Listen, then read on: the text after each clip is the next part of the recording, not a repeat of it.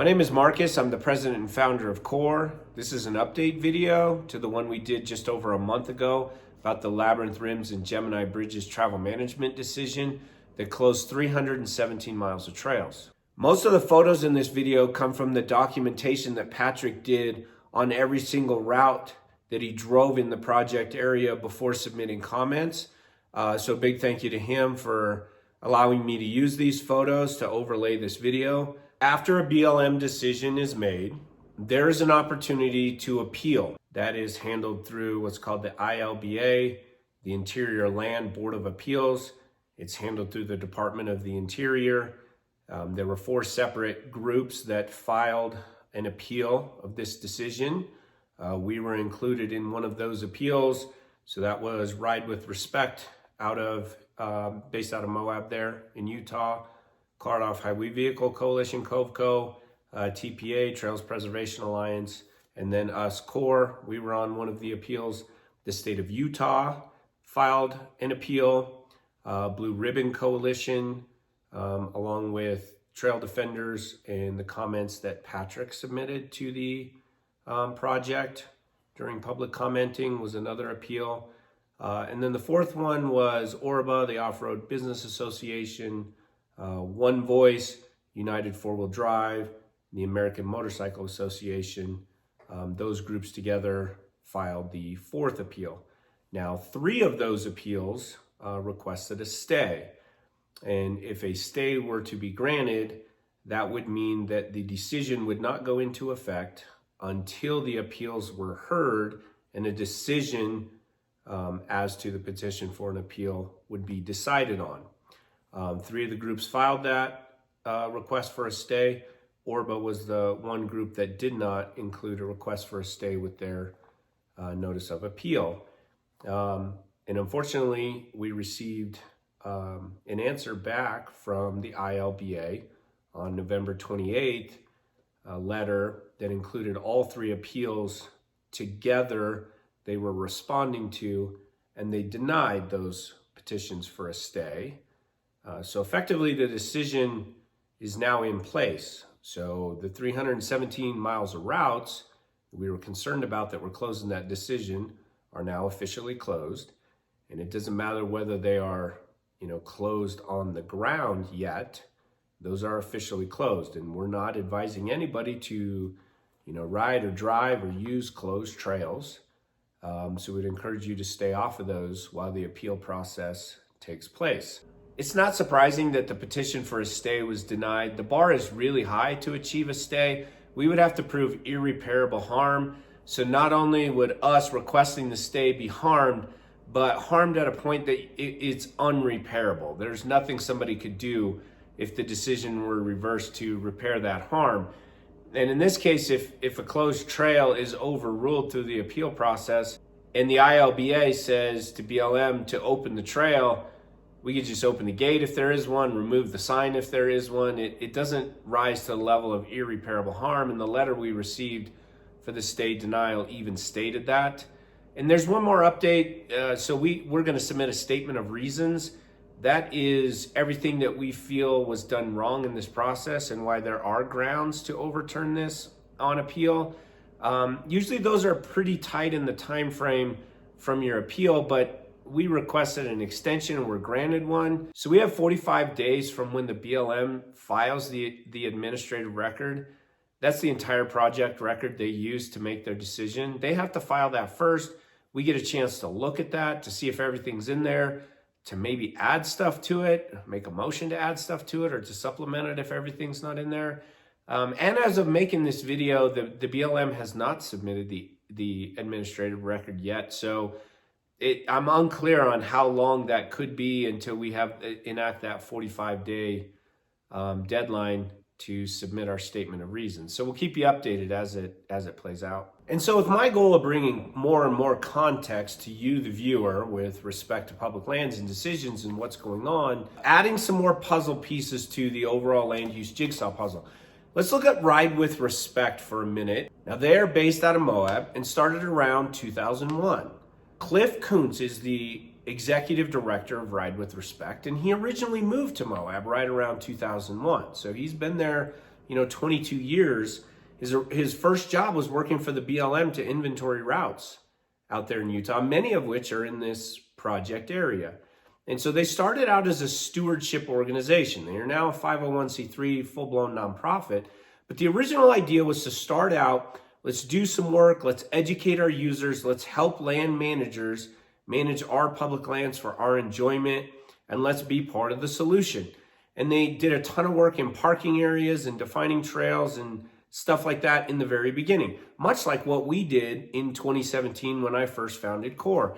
And then they moved a little bit more into the advocacy side of things, because there really needs to be a balance between stewardship, education, ethics, and stewardship on one side of the land use set of scales, so to speak, and then motorized advocacy on the other side of the set of scales. And those two things work hand in hand to provide continual public opportunities and access to public lands, while also doing as much work as we possibly can as volunteers and trying to educate the public of what best practices and decision-making is, what it looks like, and what you should do while you're on public lands. So Cliff is there on the ground in Moab to really help us preserve public land access and to be a very valuable advocate of not only working on the ground, but then advocating for continued use. Now, not a lot of people know about Ride with Respect, and I will link the direct URL to the Ride with Respect site.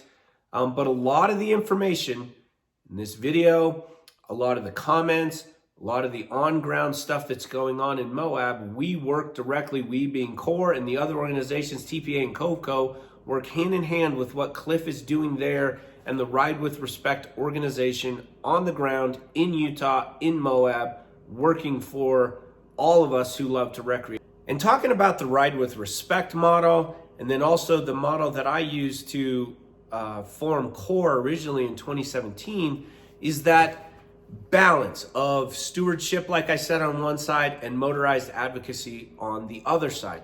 They really work hand in hand, and they're very confusing in some cases to the general public, maybe to you as a wheeler, or to people who are new to the off-road scene, or overlanding, or adventure moto, or maybe multi-use recreation. You go out on public lands for a lot of different reasons, and you stack recreation on top of itself while you're out there.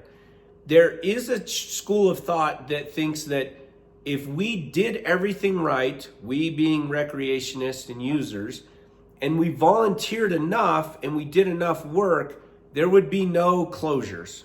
These closures in Moab wouldn't have happened, and closures around the western part of the United States and other areas of public lands would not happen. And I'm here to tell you that's patently false.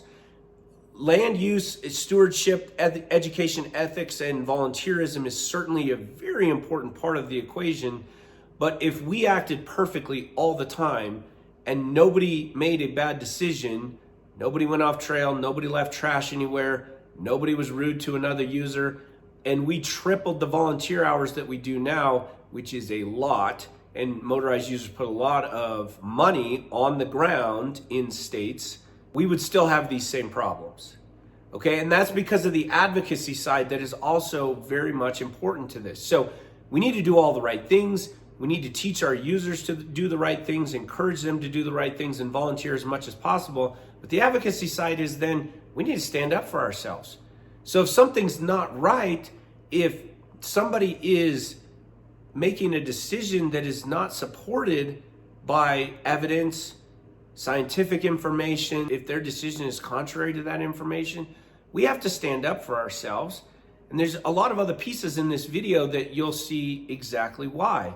Because unfortunately, those two things go hand in hand, and they're just confused by the average user. And I give you a couple of other examples on the stewardship, education, ethics, and stewardship side of it. So sometimes I've seen people say, well, why isn't Tread Lightly involved in, fighting to keep these trails open? Or then in my home state, why isn't Stay the Trail involved in trying to keep these trails open? Because those two entities are very valuable and they do great things. They are on this side of the land use equation, which is education, ethics, and stewardship. They do phenomenal work. They are not over here, which is land advocacy. They are not advocacy organizations.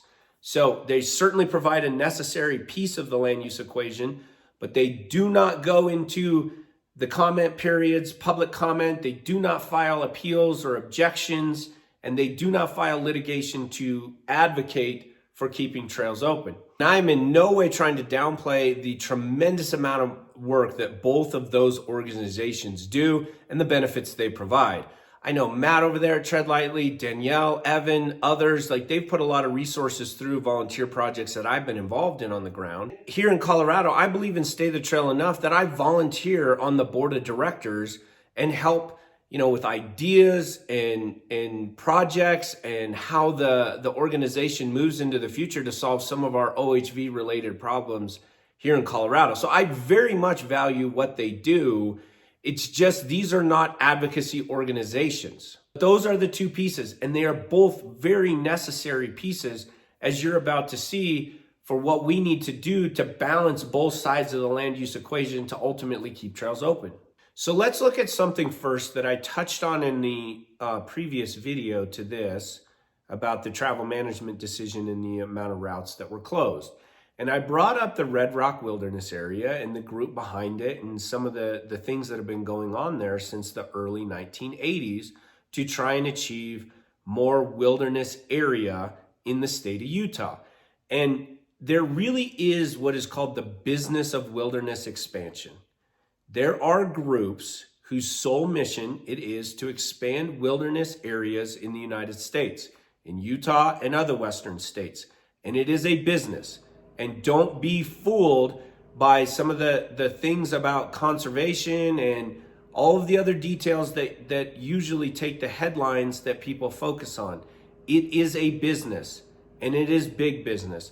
Because if you look at the money that these groups are bringing in for the expansion of wilderness, you will realize why this is such a big deal and why politics are involved and why the stakes are extremely high.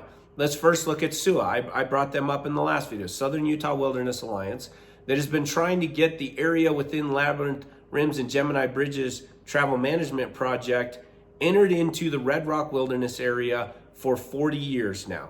That has been a goal. And if we look at their tax statements as a 501c3 nonprofit, you will see in 2018 they reported over $5 million in revenue, 2019 over $6 million in revenue, 2020 just like $5.5 million in revenue, 2021 nearly $9 million in revenue flowed through that wilderness organization. And then in 2022 back to $4.5 million. And then their net assets, as you go down through there, topped out at $25 million in 2021 and nearly $22 million in 2022. And they're actually a small player by scale to the overarching Wilderness Society, which is very much, USA wide in terms of what they do. And if we look at their totals, 2018, $35 million, 2019, $39 million, 2020, $42 million, 2021, $62 million flowed into that wilderness advocacy organization. And net assets then again range between 63 million as a low in 2018 to a high in 2021 of $85 million. They are paying their executive director nearly $400,000 for running that wilderness organization. So you can see how wilderness is big business.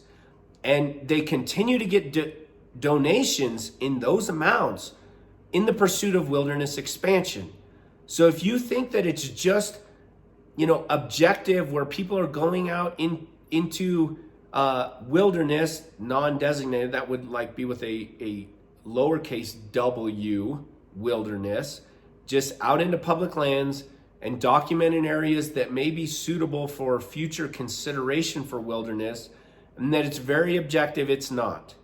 It is big business. That is a lot of money flowing through wilderness advocacy organizations to achieve the goal of wilderness expansion.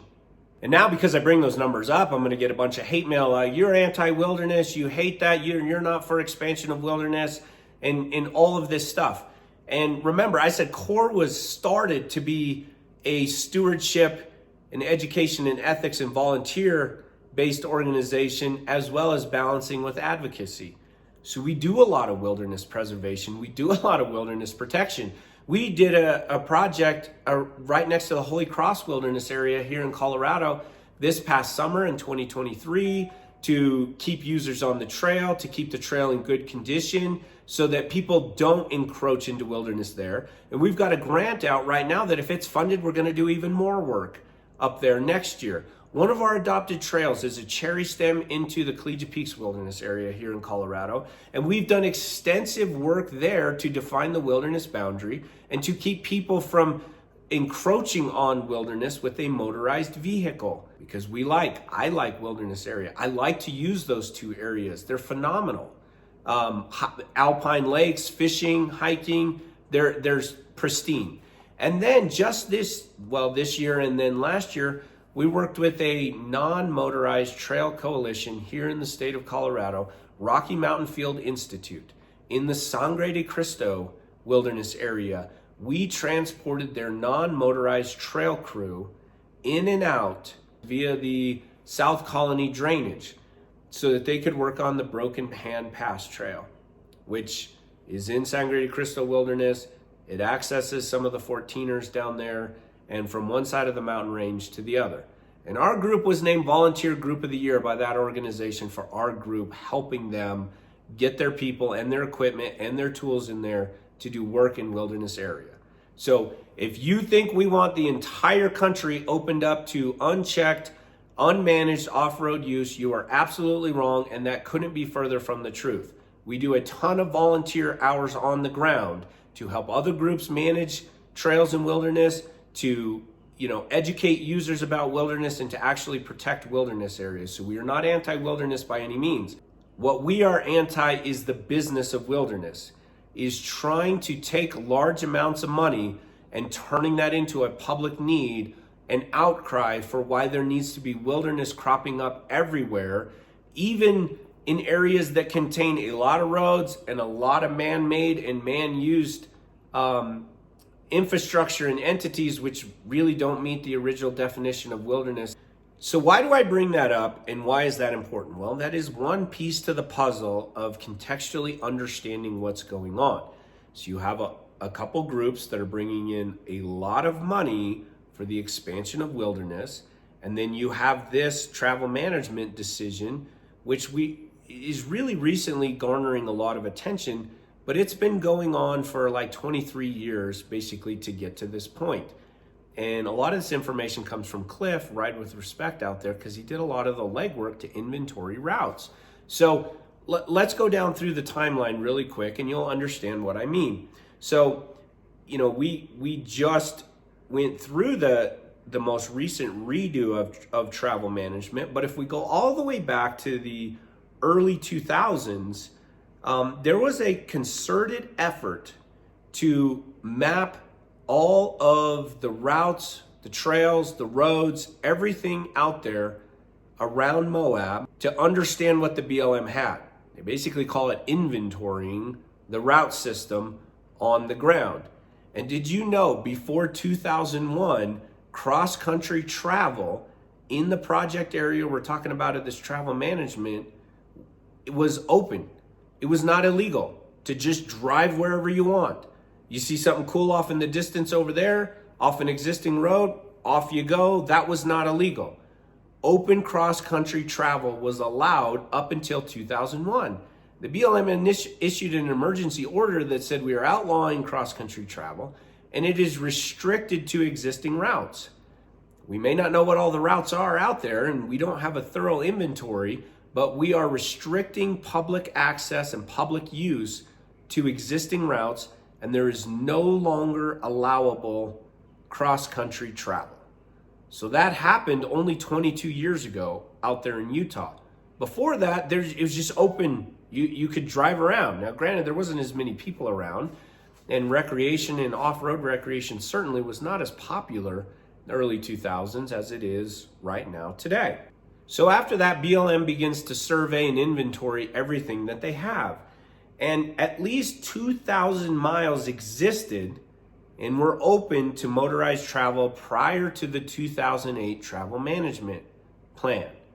That's the one that was litigated, and there was a settlement agreement, and now this updated one is the completion of redoing that plan. And now we get to what's called minimization.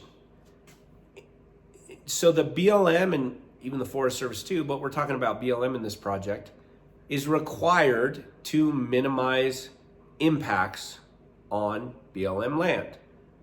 And none of us are in disagreement with that. And none of the general public wants to see public land trashed or negative impacts to take place on public land. So they go through the minimization process of minimizing negative impacts. Minimization. Seems like it's stuck in an endless minimization cycle. Where does it stop? When have things been minimized? Because remember, up to 2001, there was open cross-country travel. And then 2001 order restricted that to existing routes. And one could argue that was a pretty big step in minimization. You can't just drive anywhere anymore. You're restricted to the existing route network. So that by itself was a minimization. And then we ran a travel plan. We inventoried routes, and then we ran a travel plan. And through the minimization process of that first travel plan, published in 2000, decided on in 2008 and published, we lost 800 miles of routes to get down to around 1,200 miles of routes. And they said that was minimization. Well, that wasn't good enough, and then these groups that are in the business of wilderness sued. And so then we ran another travel project on that to minimize the already minimized decision. You see how that works? And then in the plan that we just redid, the baseline did not go back to the 2,000 routes. It started from the 1,200 routes, the already minimized plan. And then we ran it again, and we lost 317 miles. And now we're down to 800 miles of routes.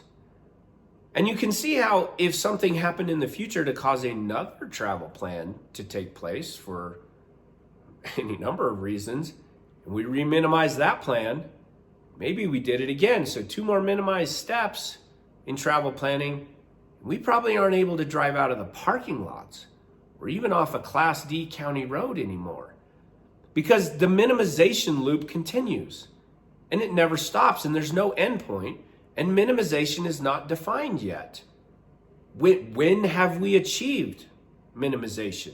It simply builds upon itself. And the groups that are in the business of wilderness know this. And they are using these tactics and the goal of wilderness expansion to continually minimize an already minimized plan to get to the goal of reducing any type of motorized travel into areas so that then it can be claimed as exhibiting wilderness-like characteristics and proposed for new wilderness, potentially national monument designation, a lot of different paths forward to achieve the ultimate goal of wilderness expansion. And that's why this is so frustrating and why it's so important.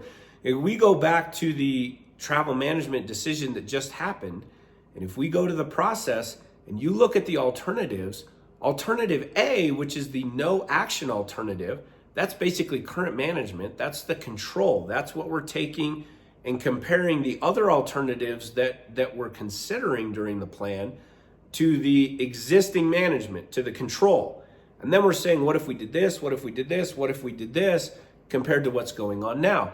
Well, that control, alternative A, is basically the 2008 travel plan decision, which already minimized impacts and issues. That was the decision. And then we ran the decision again because of settlement agreement and court order. And we re-minimized an already minimized plan. That's the problem. And that's why this isn't about the stewardship side of the equation that I spoke about earlier. And that's why the two things go together. We can go out, we do the volunteer work, we do that in Colorado.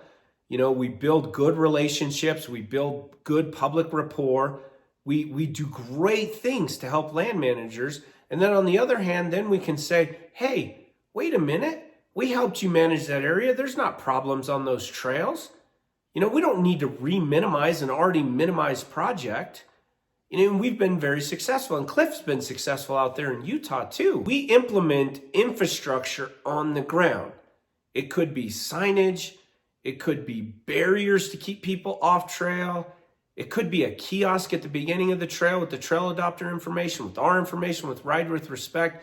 We've done a lot of things with a high success rate of getting the user to understand, how to act out there and how to make good decisions.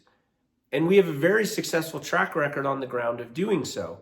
So we do those things, and then a plan like this comes up and they're re-minimizing an already minimized state. And we can say, wait a minute, that's not what was going on out there. Ride with Respect has records that do not show off-trail issue. Patrick has tons of records that don't show off-trail issue in the route by route comments that he submitted to the project. So you can't claim those types of issues.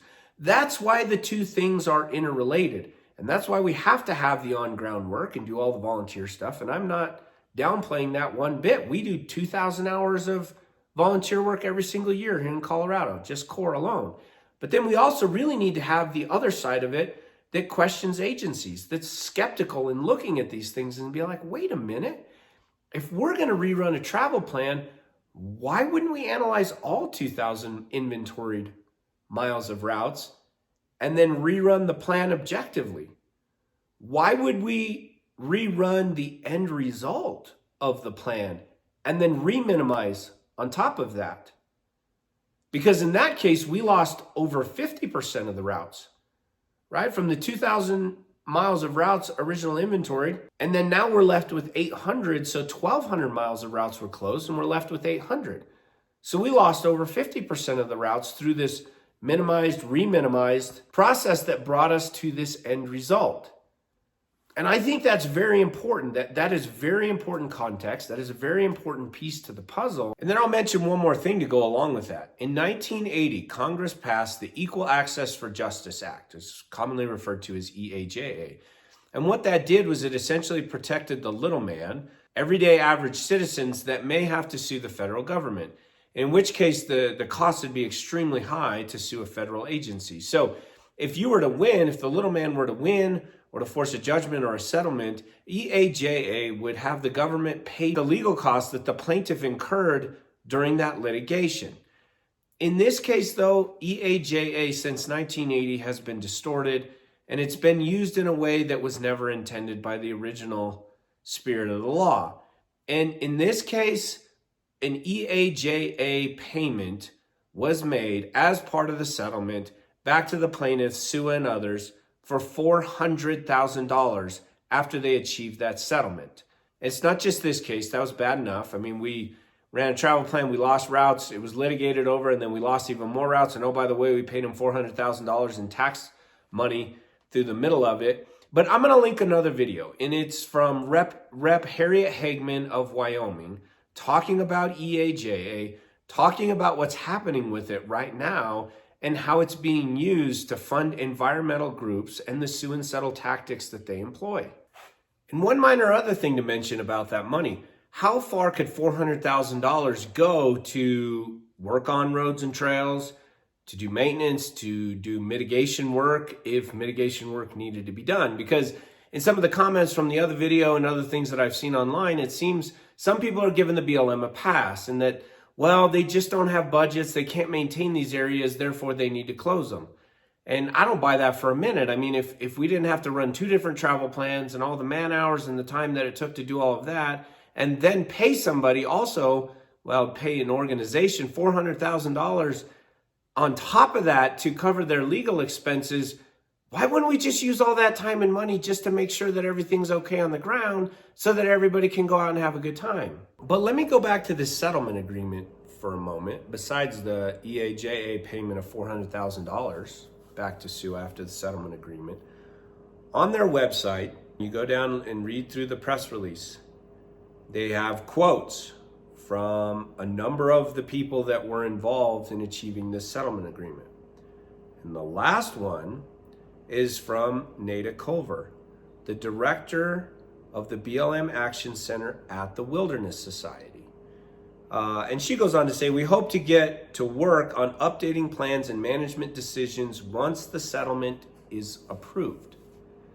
Now, why is she important? She was an attorney working for the Wilderness Society at this time when the legal challenge was litigated and then the settlement was achieved. Well, guess what? Do you know what now it's Nada Wolf-Culliver's job title is now? She's the deputy director of all of BLM under Tracy Stone Manning. So she's involved in the highest level of the BLM, federal employee that no doubt is having an influence on how these travel plans were decided, or how this travel plan was decided. That's how these connections, all of these things start to line up. So if you could say, well, how could the BLM close another 317 miles of routes? Well, that's how. And there's nothing in the justification for this decision to suggest otherwise, because there's a lot of holes that really start to line up in the decision where it makes you wonder whether that was from, local staff on the ground in the field office advocating for this decision, or if somebody in Washington said, this is what you're going to do, and tells the field office this is the decision you're going to make, and I want you to write up some justification as to why you made this decision. And that's how the inconsistencies would start to show up. Because all throughout the process, the local BLM planners said, we're not closing any Jeep safari routes throughout this process. That's not our goal. No safari routes will be closed. And then we get to the decision, and guess what? Safari routes are closed. So, that's an inconsistency. Why would there be an inconsistency with their own resource management plan? A huge deviation. The resource management plan sets out areas for motorized specific recreation and priorities and, areas of extreme importance, including Hajo Canyon as one of them. And then this decision comes out and totally contradicts their resource management plan that they have in place at the Moab field office. Why would that happen unless the decision was made outside of the field office from somebody higher up in the BLM? Why would things be showing up as a justification that might do something? So we get justifications on these routes that say it could help wildlife habitat. It could increase valuable habitat. It could decrease these negative things. They don't say for a fact that it does this, that this negative situation was observed, and through these mitigation techniques of which closure is the decision, then it's going to mitigate these negative things that have taken place. That's not what this decision says. It very much looks like there's a justification trying to be written for a decision that doesn't make sense, that has holes in it, that was decided somewhere else than the people that were on the ground. And some people have suggested after this decision was made that, well, the government is required to run NEPA, and NEPA was run on this process, so we just have to trust NEPA, and they must have found some things that were not okay, and that's why this decision was made. They're essentially putting their faith in the government to, be objective and virtuous and without fault to run a process and come to a totally unique objective decision. And I'm sorry, I just don't agree with that. I have a scrutinizing way of looking at things. I believe that good plans should survive scrutiny. In fact, I think they should be scrutinized, and that helps the process develop an even better plan.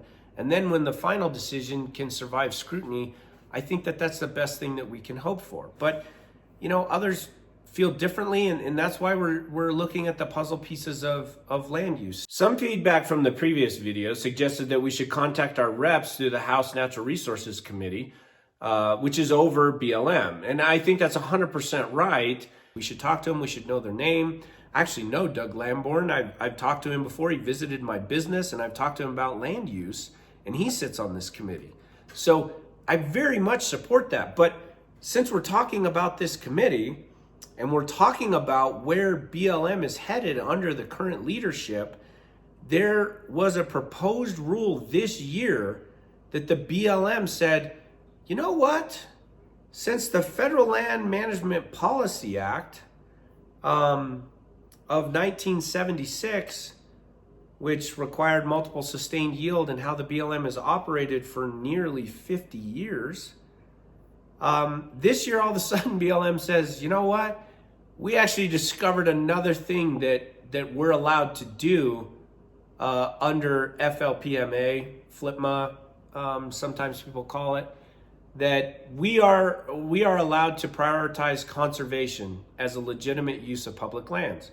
Now, FLPMA doesn't say that anywhere, and it's very specific about what multiple sustained yield means and what falls under that. But under this BLM, under the director and the deputy director, they've come to this conclusion that now they can just prioritize conservation as a legitimate use, and actually a more important use than other things that were required in Federal Land Management Policy Act, which I'll show you here in a minute.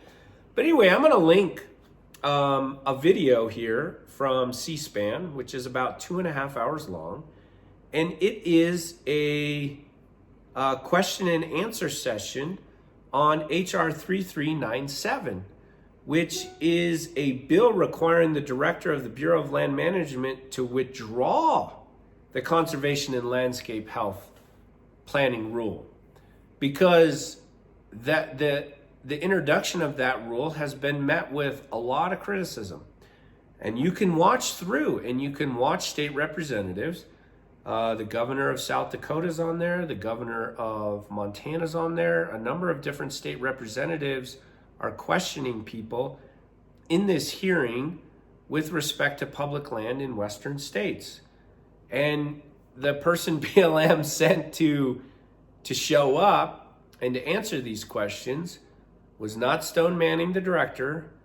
It is Nada Wolf-Culliver, the person we already spoke about, who used to work for the Wilderness Society, litigated that decision, and then now is the deputy director of BLM. So it's a fascinating watch. It's quite long, but they touch on a number of different issues. Now, recreation doesn't come up specifically, but we were on comments submitted to the BLM when this planning rule was open for public comment.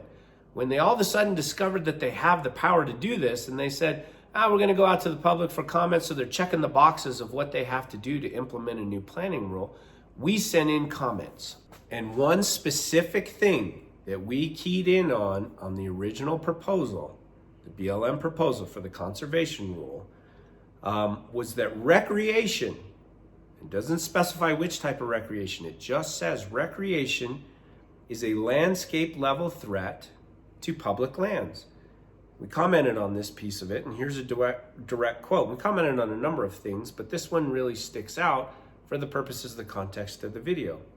And the quote in the BLM document when they proposed this planning rule, it says the BLM implements this mandate through land use plan designations, allocations, and other planning decisions that conserve public land resources and seek to balance conservation use with other uses such as energy development and recreation. The BLM also implements this mandate in other decision-making and management actions by promoting conservation use, limiting subsequent authorizations when incompatible with conservation use, and mitigating impacts to natural resources on public lands. So it directly says, it's not even hidden in there, that energy development and recreation are problems and they need to be balanced with conservation.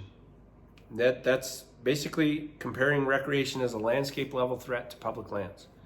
Now, that hearing that I linked with this deals a lot with energy development and energy production.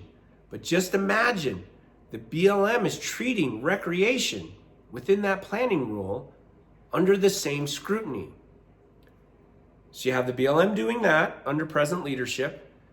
You have this travel plan that comes out with this disastrous decision, subtracting 317 additional miles from an already minimized plan that subtracted 800 miles during the original travel management.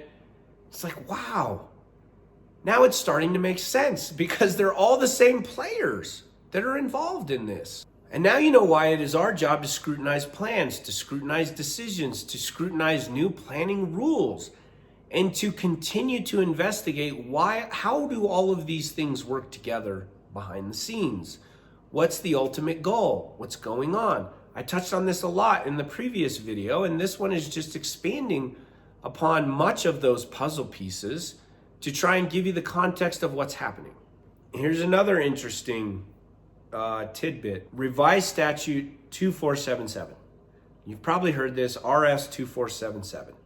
And it was Section 8 of the original Mining Act of 1866 and is a federal law that authorizes construction of roads across federal public lands. And it really is what was responsible for helping settle the western states, the West, for 110 years. You know, that included like visitors and pioneers and settlers and, you know, people from mining, mineral exploration, you know, farming, ranching, hunting, and connecting communities across the West. And a lot of those routes are still in use today. Some of them have been, you know, converted to like a railroad grade, and now is being used for another purpose, maybe a road, or maybe they've been converted to a highway, maybe even places where there's interstate highways now. So, you know, the original road and trail system for exploration into the West is still very much visible on the ground today if we know where to look. Well, Congress repealed RS 2477 as part of the 1976 Federal Lands Management Policy Act that I spoke about just previously, except Section 701 of FLPMA preserved all RS 2477 rights-of-way that existed at the time FLPMA was passed, and preserved them for public use. So today, the state and counties could claim RS 2477 if a route, you know, can be documented and established as use, and a state or a county can prove that and prove what it was used for, then it can exert its RS 2477 right-of-way claim to that route.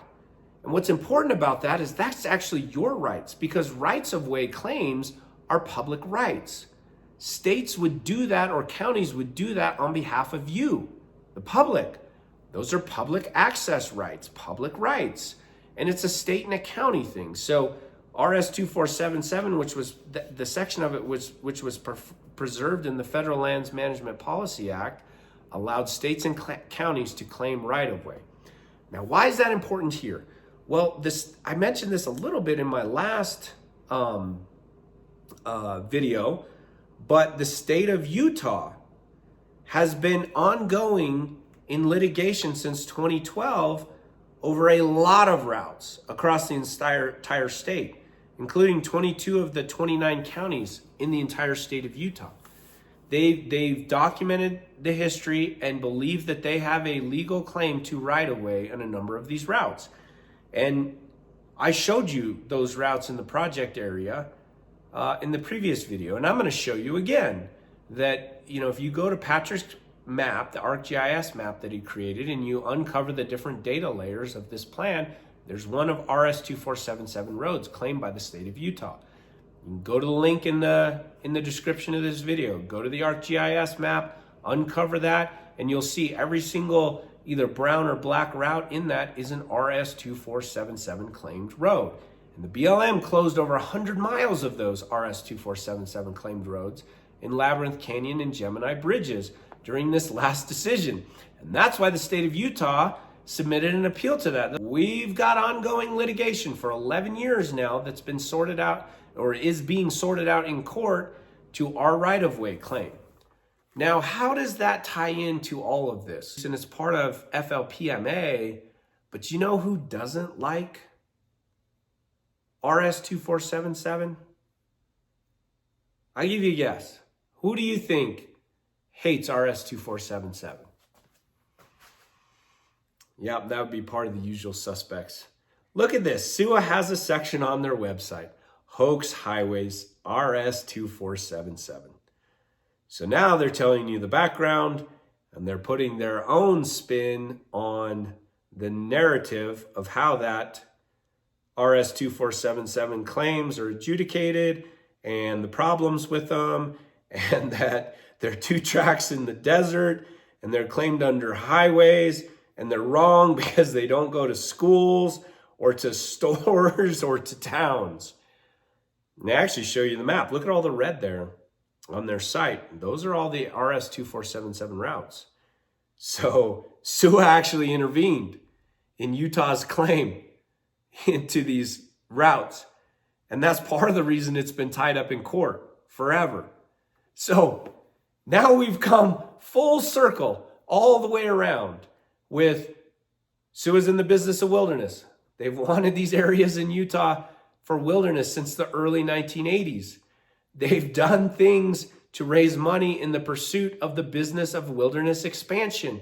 And people that have been involved with them are now in high-level positions making decisions for the BLM at the highest levels in Washington.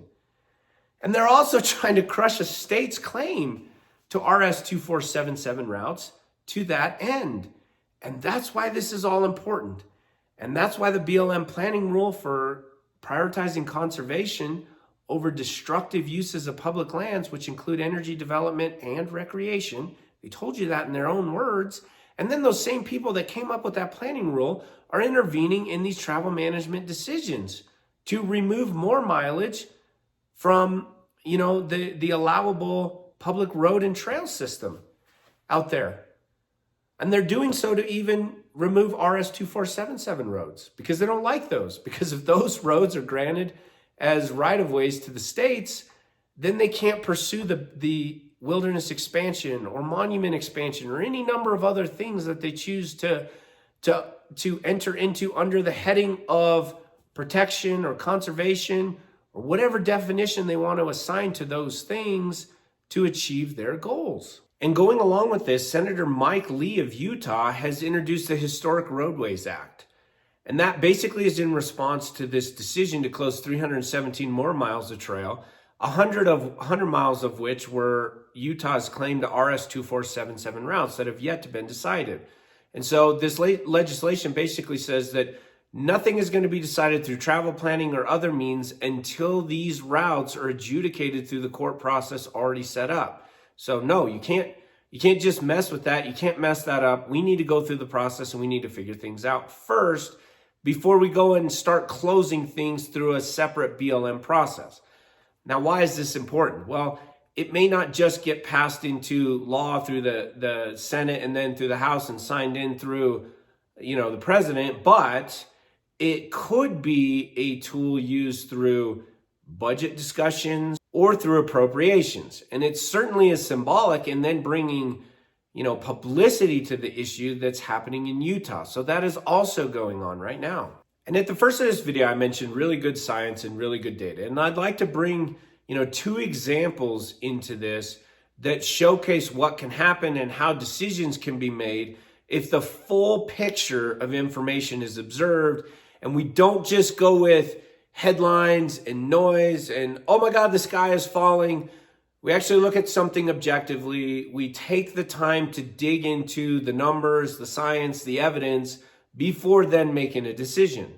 The city of Sedona and the surrounding community recently made headlines about the OHV crisis that supposedly was going on down there. And they decided to take a hard look, commissioned their own environmental impact study on OHVs in Sedona and on the trails around Sedona.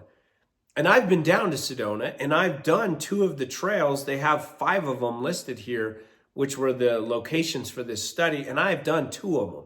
And I did the Broken Arrow Trail. And I also pulled a permit for Soldiers Pass down there too. And I did them both last year when I was in Arizona in 2022. And it was during a time where recreation was over the top usage. And both of those trailheads are right in residential neighborhoods. So Soldiers Pass was really congested because it's a very popular hiking trail to different things too. And then even the Broken Arrow Trail, you wind through a residential neighborhood and then all of a sudden, bang, you're in a parking lot and you're to the loop out there. So I was very familiar with both of these areas and I was really interested in how this was going to go. And the results of the study show no action needed on dust or noise, and that the volume of OHVs is actually not what it seems, and it's not what it was claimed to be, because they have it listed here on the graph that you can see is that it was in every instance except for Forest Road 152C, OHV use as a percentage of vehicles measured was below SUVs or just four-wheel drive vehicles all grouped together in one single category. So OHVs are actually much less prevalent than a regular four-wheel drive vehicle. The loudest OHV noise level recorded during the study was 98.7 decibels, which would be similar to standing next to a gas-powered lawnmower. I'm not pro side-by-side by any stretch. I mean, I'm involved in land use and I'm trying to keep public lands open to all recreation types and all users, but I've been very vocal about the problems that side-by-side causes, the culture of side-by-side use, the large groups, all the stuff. So if you look to the publicity before this happened, you would think, oh my God, they've got a massive issue down there in Sedona. And then they commissioned a study, an environmental impact study, and the results are like, you know what? It's actually, man, the perception and the scientific data collected, they don't add up. So that's one example. So, we hear the push out there in Utah that OHVs are ruining it and side-by-sides are ruining it. And, that's the problem. That's why these areas are being closed. And it's our own fault that these areas are being closed. There is no data like this for Gemini Bridges, Labyrinth Rims travel management area. None. No study on noise, no study on dust, no study on volumes of users. Nothing like that was done out there. So we actually don't know. I've been on those trails a lot, and I've never seen that type of an issue. Cliff doesn't see that type of an issue out there in Utah. And Patrick, when he documented all of these trails on the ground, did not see those types of issues out there in Utah either. So it remains to be seen. Those are the good questions that we should be asking the BLM, that we did ask the BLM and we didn't get answers to. So I've got another one here in Colorado. And earlier this year, there was a proposal to extend seasonal closures on a couple roads and trails within this forest district that I live in to all uses. So they're currently closed to motorized users for a seasonal closure right now. And there was a proposal to close those trails to all uses. Now it's a wildlife seasonal closure. So on the surface, you're like, well, that would make sense, right? And us for motorized users, we should actually applaud that, because that way it's not just us that are losing our access, because if we're having an impact on wildlife, it's all users. And in many cases, people on foot or people on foot with dogs are actually perceived more as a threat by wildlife, big game animals, than people in a motorized vehicle. And I wrote comments for that proposal. And I advocated for the opposite. And I'll tell you why. Because the existing seasonal closures, and this is the information I'm talking about that sometimes just doesn't fit the narrative that you have to dig into. And this project didn't, but through our comments, we went through all the information. So the seasonal closures that are in place right now for wildlife were, get this, you're going to be shocked, came into being as part of a court settlement. So this is the PSI issue that we're dealing with here in Colorado. So the Wilderness Society and other groups sued the Forest Service here and won a settlement agreement to redo travel management. Go figure. It's not like it's a thing, right? So anyway, as part of that settlement agreement, several temporary seasonal closures were instituted for wildlife. Now, these just were instituted because of the settlement agreement, not because of an objective process that looked at herd numbers, that looked at, herd plans, winter range, post-hunt counts, and determined that there was a significant issue going on with wildlife herd numbers that it warranted a seasonal closure. No, that's not what happened. It was the result of a settlement agreement. So these seasonal closures were put in place temporarily. And then they were made permanent by the final decision once we reran that travel management. But they did not come into being because of an objective process. It was mandated by a settlement agreement. And then after they were made permanent, then we're running another project and saying, man, actually, these are so important and there's so many issues that we need to extend them to all users. Well, guess what? I went back through the herd plan. I went back through the big game management unit data. There's actually no change in big game herd numbers for this area from before the settlement agreement all the way up to now. They're at the management objective. They were at the management objective. The numbers were before the settlement agreement.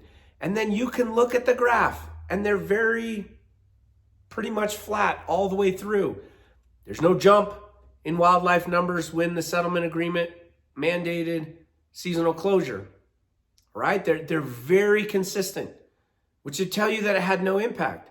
But then it would also tell you like, well, if it didn't have any impact, did we need that in the first place? And if we didn't need that in the first place, do we actually need to extend that to anybody else? Maybe we shouldn't have that at all. And so I commented that back. Not everything is as clear as it sounds in the media, in publicized issues, in people complaining about stuff. And you know what else isn't present in the travel management decision in Moab that we're talking about? The type of herd management studies, herd counts, herd numbers, issues like I just mentioned that I looked up. Well, there's nothing like that. And why isn't that data present? Why isn't anything included in there saying, well, we've been documenting years of population and reproduction and all of this, and it's really gone down. And so we're going to extend some closures as a result. That data's not in there.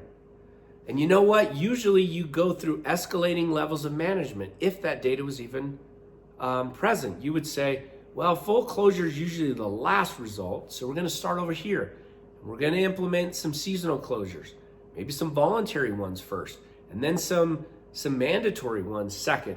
And then we're going to even limit the use of people coming into this area by a permit system or something. And then if none of that works, our last resort is full out closure. See, that's not what happened. And that's why we know that the decision came down from somebody higher up and made the local office write a justification, because there's nothing in the data that suggests that that's happening for big game populations, one. And then we didn't even consider escalating levels of management in that decision. We just went right to full closure. Just like, we're going to close those trails and you're going to write some stuff and tell us, give us some good justification that sounds good to the public so that they'll buy this and not hassle us over the decision. That's why we have to be very scrutinizing in our the way we look at these travel plans. Like, they deserve scrutiny for these reasons. Think about all this stuff. I mean, think about the context when you try and form a view of how you feel about public lands, whether there should be restrictions, outright closures. I mean, it really comes down to, do you believe that people are part of the natural environment? We can use public lands and we can recreate public lands without breaking them. Or do you feel that people are not part of the natural environment and should be removed from public lands? It's essentially what's going on here. And most people fall somewhere in between. But if you use public lands and you recreate on public lands for any type of reason, then you shouldn't be for all-out restrictions and what amounts to a closure without just saying you can't go in there. Because if you subtract the road and trail system, then you essentially subtract access. And you can't go in there and you can't do the things that you would like to do, whether you identify as a motorized user or an off-roader or four-wheeler or not. That essentially is the question. And understanding how all of this stuff fits together, the people involved and what the ultimate goals are, can really help you shape your opinions of how you see public land management into the future. And if you know all of this stuff and you're still good with it, you're still good with closure and you're still good with restriction, then at least we can have an honest disagreement and we can have a discussion and we can talk about why we see things differently. But if you don't know all of this stuff and you just grasp on some headlines and you think, yeah, I don't want them, mining and drilling and doing energy exploration, then unfortunately stuff that you like to do is going to get closed, and you're not going to even know why. And you're going to show up one day, and you're going to try and go out on public lands, and you're not going to be able to.